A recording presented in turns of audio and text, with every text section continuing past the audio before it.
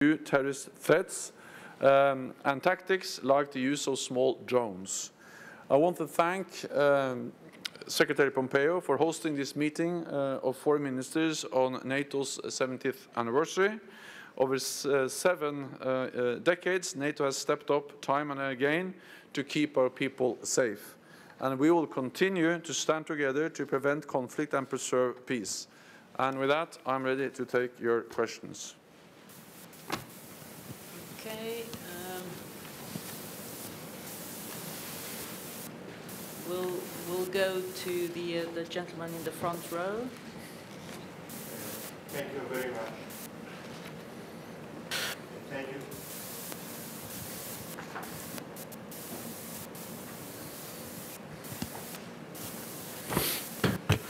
Thank you very much, Rahim Rashidi or Mr. Kurd from Kurdistan TV. How do you see the threat of ISIS in future? And any comments about Peshmerga role in fight terrorism and ISIS? Thank you very much. So we have made enormous progress in the fight against ISIS.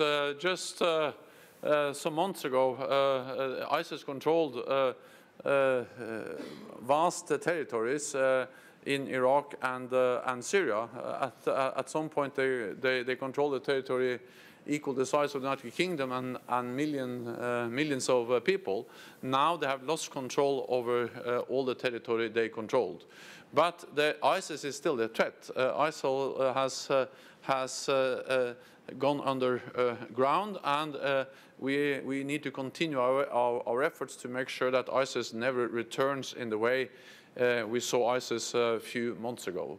And that's exactly the reason why we need to continue our efforts in the global coalition to defeat ISIS. And that's also the reason why NATO is not reducing, but actually stepping up our efforts to provide training, capacity building, help to the Iraqi security forces so they can stabilize their own country.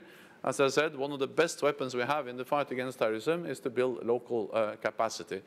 NATO is also doing many other things. We are also working together to address the threat related to foreign fighters, including sharing of biometric data, which is important for many or all NATO allies.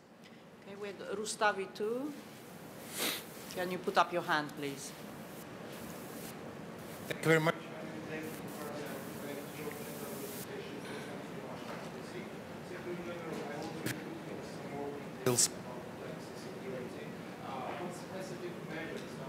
Going to end non-NATO.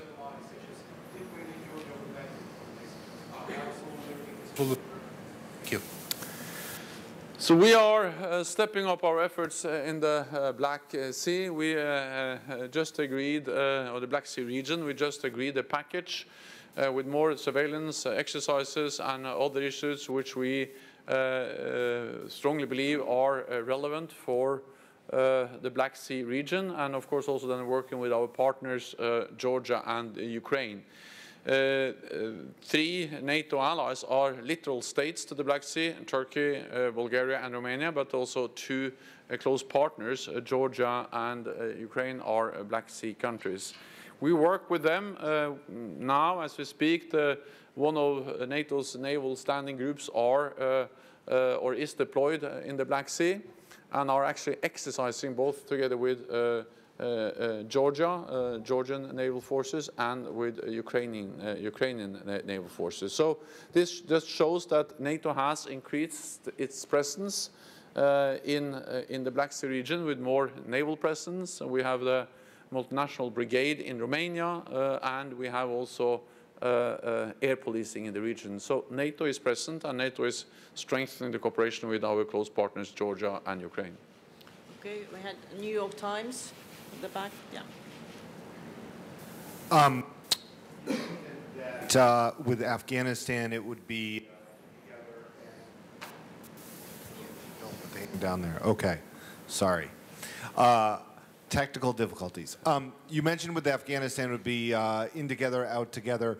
We are looking at a possible peace agreement that would end the international presence in some point of time, whether that is 1 year, 2 years, or 3 years.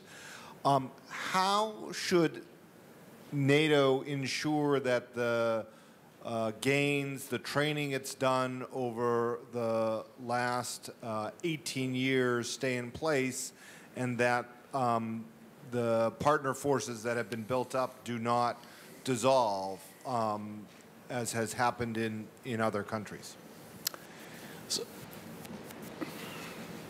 Ambassador Khalizad has stated many times that what he is negotiating is not a leave agreement, but a peace agreement. And of course, the overall aim of the negotiations which are going now is to reach a political agreement which make it possible to have peace in Afghanistan for the first time in many, many years. But as we have all stated many, many times, also, of course, in the consultations with Ambassador Khalizad, is that we need to make sure that any peace deal ensures that Afghanistan never again becomes a safe haven for international terrorists, and has also to build on the achievements we have made, not least in promoting the rights of women and girls related to education, basic human rights. A part of any sustainable peace in Afghanistan has also to include Afghan reconciliation. So the talks which are going on now is in a way the first step towards a broader peace process, which also include, of course, the Afghan government, because that's the only way to have a sustainable peace. Then the presence of international forces is part of these negotiations. So what kind of presence under what kind of framework? Well, that remains to be decided. That will be part of the agreement. In NATO, we are now looking into different options for how NATO can support a potential peace agreement, but it's far too early to conclude. The main issues now is to provide as much support as possible to the ongoing talks, and then based on that we will make decisions on our future presence and in what form NATO allies will or will not be part of any future international presence. Okay, BBC over there. Yeah, lady over there. Yeah. Thank you. There's an argument to be made, Secretary General, that the tensions in the past Russia have partly been because NATO has expanded right up to Russian borders. Can you hear me? Yeah, I can, but it's a bit, yeah. So I'll repeat. There's an argument that NATO is partly responsible for the tensions with Russia because it has expanded right up to the borders of Russia, despite promises made to the contrary by officials when this was under discussion. Do you think it's the right approach to constantly and publicly advertise open invitations to Georgia and Ukraine under those circumstances? Doesn't that just make the tension worse? I think we all have to understand that Georgia and Ukraine are independent sovereign nations, which has the sovereign right to choose their own path. So just the idea that it is a provocation against Russia that Georgia aspires for membership or that Ukraine does the same is really, really dangerous. Because as soon as you accept that that's a provocation against Russia, then you accept that Russia has the right to decide what neighbors can do. And that is the same as to accept a world order where big powers can decide what neighbors can do or cannot do. And that is to re-establish the whole idea of spheres of influence. And coming from Norway, actually a small country bordering Russia, I'm very glad that back in 1949, when we joined NATO, that the United States and the United Kingdom and the other founding members of NATO did never accept that the Soviet Union could decide what Norway could do. So in exactly the same way, of course, Georgia and Ukraine has the right to choose their own path. It's not provocation. It's not directed against anyone. It's a sovereign right of every sovereign nation to decide the direction of their own country. And it's only for then the aspirant countries and for NATO to decide at the end whether they or when they can become members. So, so I say this because, so first of all, NATO has always been bordering the Soviet Union or Russia. Norway has done that since we were a founding member. Second, the enlargement is not, in a way, NATO moving east. It's actually those countries, Central and Eastern European countries, who strongly wanted to join NATO and have decided so through democratic processes. And we have to respect that and not regard that as a provocation, because then we say that sovereign democratic decisions by sovereign democratic nations is not acceptable because a big neighbor doesn't like it. Okay, I know we have lots more questions. Unfortunately, we need to wrap now, and Secretary Pompeo will be coming right after. Thank you very much. Thank you so much.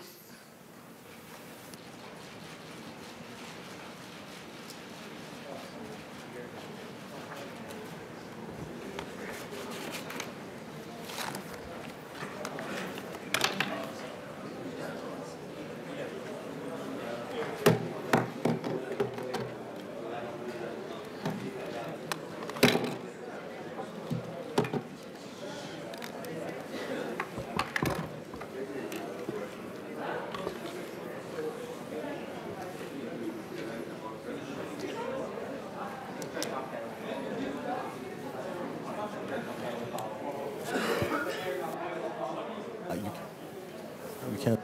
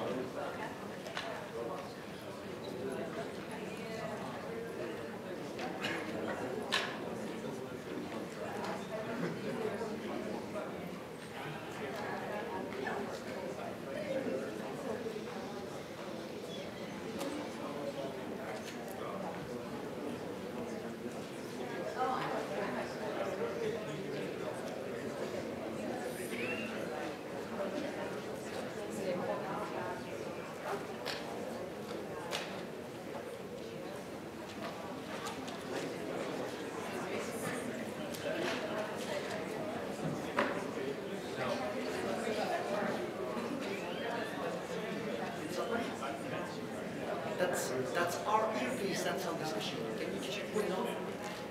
That's our earpiece, the white. It's my earpiece.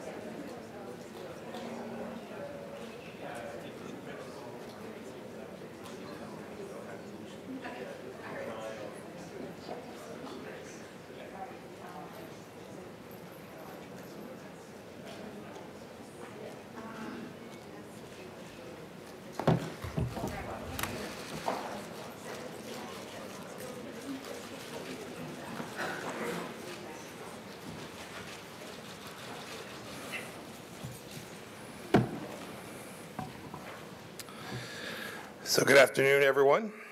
70 years ago today, 12 courageous nations came together to form an alliance that to this day remains the bedrock guarantor of Western security and democratic liberties. Today, our 29 nations believe in our founding mission. We believe in deterrence to keep the peace. We believe in our common defense as captured in Article 5 of the treaty. We believe that Western democratic ideals are worth defending, and defend them we will. Our nations have inherited a strong alliance because our predecessors had the wisdom to continue to adapt to the challenges at hand.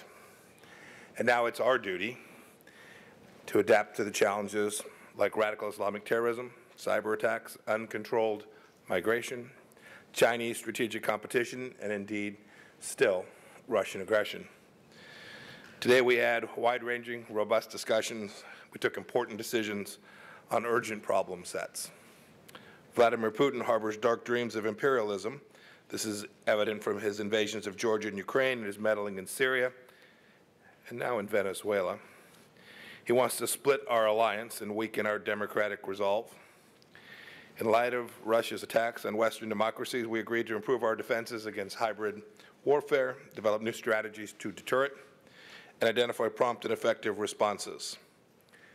We also discussed terrorism. NATO plays a key role in the fight against Islamist terrorism, both inside and outside of our alliance. The U.S. especially appreciates NATO's commitment to the NATO mission in Iraq. For nearly 18 years, NATO allies and partners have fought terrorism in Afghanistan. We've trained and advised and assisted the Afghan National Defense and Security Forces. I updated our NATO counterparts on the work of Ambassador Khalilzad. His diplomatic undertaking is executing at my direction. The United States will ensure that our collective sacrifices are not wasted and that terrorists can never again threaten us from Afghanistan's soil. Lastly, we discussed burden sharing. No alliance can survive without proper investment from all of its partners. Our allies have joined the United States in recognizing the need for greater burden sharing, each and every one of them. I'm pleased to say that since 2016, our allies have pledged $41 billion, and that number will increase to $100 billion by the end of next year, 2020. That's no small feat. It's money well spent. Nations have contributed should be proud. You have the deep gratitude of President Trump for that, but I told them, too, there's more work to do. It's important for them to make the case to their citizenry for why this collective deterrence remains important, that spending commitments matter. They lead to political solidarity. As a military alliance, our posture should be second to none. It's self-evident that our armies, navies, and air forces must be fully trained and equipped and ready to go when called upon in conflict or crisis. At the Leaders Summit last July, we took a major step forward in agreeing to the 430s initiative. Now it is time for us to fulfill those goals. 70 years ago, the great Dean Acheson said that the NATO alliance was, quote, a statement of the facts and lessons of history, end of quote. He knew that if free nations do not stand together, they will fall one by one. The same is true today. As for the United States, we will continue to bear our fair share. We will continue to lead within NATO, and by doing so, we will defend the freedoms of the American people and the people of our allies. I'm happy to take a few questions. Let's start off with Latvia TV, Ina Stratsgina.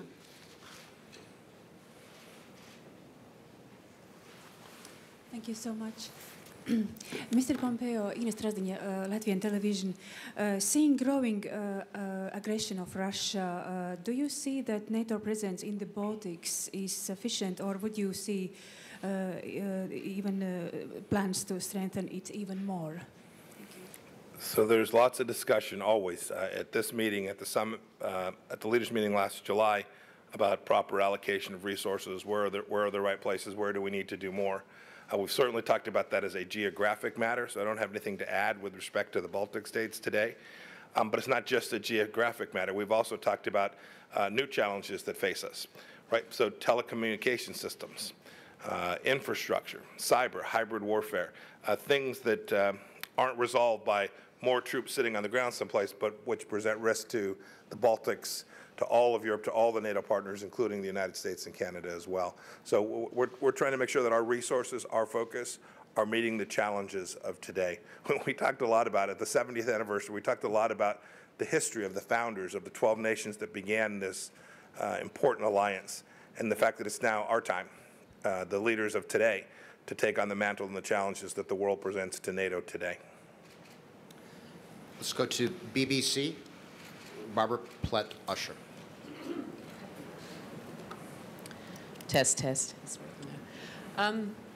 Mr. Secretary, on Turkey, the Turks are disputing your readout of the meeting you had with the Turkish foreign minister this week. So my question is, have you made any progress in meetings this week on issues like the S-400s and northern Syria, or have things actually gotten worse? And then I have another question about China. NATO allies have not followed U.S. requests to cut off Huawei. So do you think that that could become a risk for intelligence sharing and military communications in the alliance in the future? So as for the first question, I reread, I saw the comments by my Turkish counterpart. I reread the readout of our meeting. Spot on. Stand by every word of it. We are continuing to have conversations. I think the Turkish government understands the American position quite clearly. I think I heard the Vice President speak to that yesterday as well. Our position hasn't changed. There's great opportunities for the United States and Turkey to work closely together, and I had a good long conversation with the Turkish foreign minister yesterday, and I'm very confident we'll find a path forward. As for the risks associated with the installation of Chinese technology in systems related to security, there is undoubtedly the risk that NATO or the United States will not be able to share information in the same way it could if there were not Chinese systems inside of those networks, inside of those capabilities. We've done our risk analysis in the United States. We have now shared that with our NATO partners, with countries all around the world. They understand the concerns, not our concerns, but the factual concerns associated with companies so deeply connected to their own government, who would be willing to act at the behest of their government, the risk that that presents to information management. And we've made clear that if the risk exceeds the threshold for the United States, we simply won't be able to share that information any longer. And our task is to do education, make sure they understand every sovereign nation that will make its own decision, and then the United States will make its decision. Let's go to Italy. La Stampa, Paolo Mastrolilli. Thank you very much. Two questions. Today, the Libyan General Haftar ordered his troops to march on Tripoli. Did you discuss this issue in terms of the terroristic threat from the south? And the second question, Italy signed a BRI initiative with China. Do you consider that to be a threat to the interoperability of NATO? So with respect to the first question, Libya, I don't have anything to add. We're following closely what has been taking place there over the past weeks and months. We've been following the UN process, trying to do the best we can to be a positive force to deliver a good solution for the people of Libya and increased stability there, to be sure. Second, as I said in response to the previous question, every country has to make its own decisions about how it wants to respond to Chinese debt trap diplomacy or Chinese efforts to sell goods at below market that clearly have a security component to the transaction. But each nation will make its own choices. Then the task falls to every other country to observe that, see what risk it presents to them if they begin to engage in those systems, in that infrastructure, that IT infrastructure or transportation infrastructure, and respond to that threat. Germany, DPA, Ansgar Haas. Let me just add one thing to that. It is one thing to compete in an open, fair, transparent way. The United States is prepared to compete with our NATO allies, with China, with any country that shows up with a commercial transaction, a better mousetrap, a better idea, and compete with fair, reasonable, transparent transactions. It is a very different thing to engage in transactions that have a national security component to them. When a nation shows up and offers you goods that are well below market, one ought to ask what else is at play, why it was that that entity showed up with a deal that is literally too good to be true. DPA, please. Thanks. Maren Hennemouth, TPA. The president and the vice president have been quite clear that they want Germany to step up on defense spending. So, but according to the latest projection, they won't even reach 1.5% in 2024. What concrete consequences is the U.S. considering if they don't step up? Do you have any steps in mind, like withdrawing troops from Germany? It's important to step back just a bit. Remember that this notion of 2% isn't made up.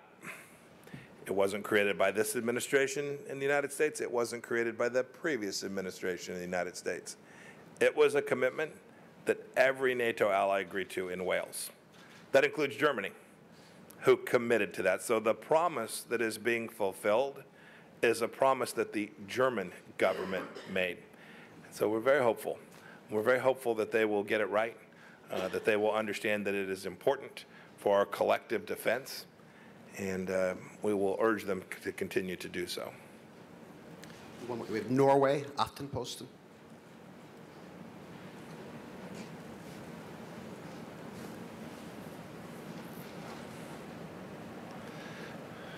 No? Please, go ahead. I just wanted to ask you, Secretary, I'm from Spain, from ABC. Did you manage to talk about Venezuela and the presence of Russian troops in Venezuela as a part of the meeting today? And what's your position regarding those 100 soldiers that, according to Special Envoy Abrams, were calibrating a missile system? We did talk about Venezuela. The American position was made clear by President Trump. They need to leave. And we talked about that. We talked about that in the context of Russian efforts all around the world, whether that's efforts in Ukraine, the Russians' continued malign activity in Syria. We talked about it in Venezuela. We talked about what they did in the Sea of Azov. In each case, we are doing our best collectively to respond. In the case of Venezuela, the United States has its responses being prepared as well. Let's do one more question. Sir, in the pink shirt back there, please. Yes. Hello. My name is Farhad Puladi. I'm with the Voice of America Persian Service. In your morning's remark, you said NATO should seek peace through strength in era of great power competition from Russia, China, and Islamic Republic of Iran. So my question is this. What challenges the NATO and specifically the U.S. is facing from regime in Tehran? Thank you. The list is long, but let me speak about it in countries the risks to countries other than the United States. I've articulated the threat that we believe the Islamic Republic of Iran presents to our country. They are many. We've asked the Islamic Republic of Iran to simply behave like a normal nation, but let me give you a concrete example. Today, there continues to be a concerted assassination effort, campaign, inside of Europe.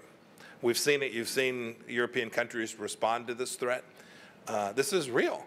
This isn't something that was made up. This is an effort by the leaders of the Islamic Republic of Iran. The President Rouhani, who's the president of Iran, is permitting to take place, where they're going to Europe and killing people on European soil. This is unacceptable.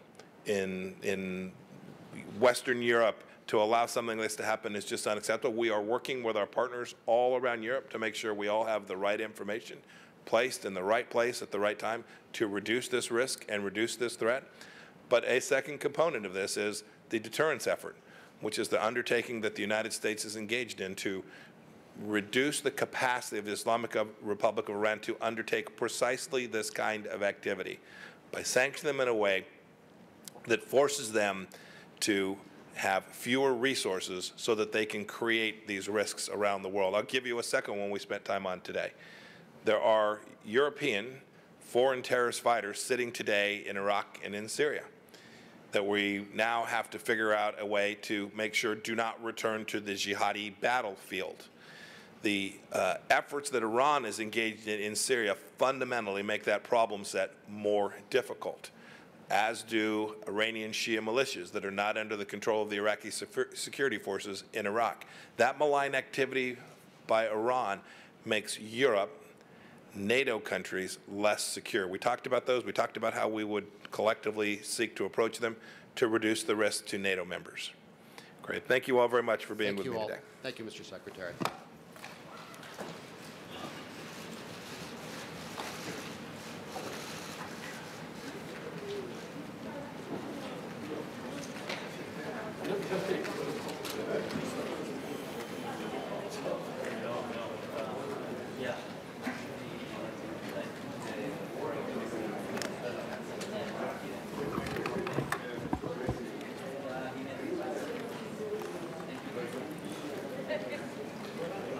Vale.